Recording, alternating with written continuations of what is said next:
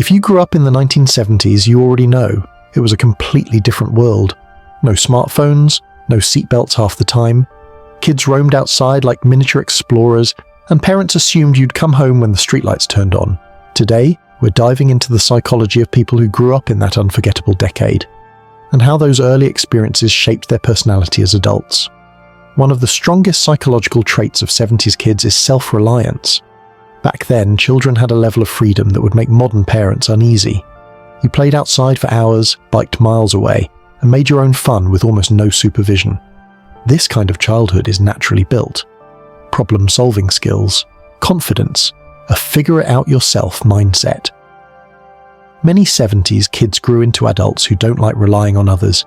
They trust their own judgment, prefer working independently, and often feel uncomfortable asking for help. That's not stubbornness, it's conditioning. The 1970s didn't come with endless entertainment. No YouTube, no constant notifications. If you were bored, you had to invent something to do. This led to a generation with an incredibly creative and imaginative streak. Kids built forts, made up games, crafted stories, and learned to enjoy quiet, unstructured time.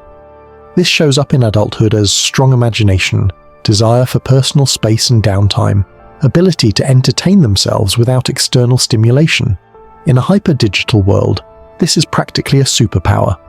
In the 70s, communication meant showing up at someone's door or talking on a corded phone that your family could overhear. Because of this, kids learned to interpret tone, body language, and social cues in ways younger generations sometimes struggle with. As adults, people from the 70s often value direct, straightforward communication, real conversations over texting, loyalty, and long-term friendships. They're usually skilled at reading people because they grew up practicing real-world interaction every single day. The 1970s brought their share of instability, economic struggles, social change, and shifting family dynamics. Many kids experienced challenges early, and as a result, they developed a psychological toughness that defines many Generation X adults today. Traits often include emotional resilience, low drama tolerance, quiet determination, a sense of personal responsibility. They learned early that life doesn't hand you anything, you earn it. People who grew up in the 70s sit between two worlds, the old analog world of the past and the fast-moving digital world of today. Psychologically, this creates a unique profile. They respect tradition but aren't afraid of change. They're adaptable but still grounded. They value simplicity but can navigate technology when needed.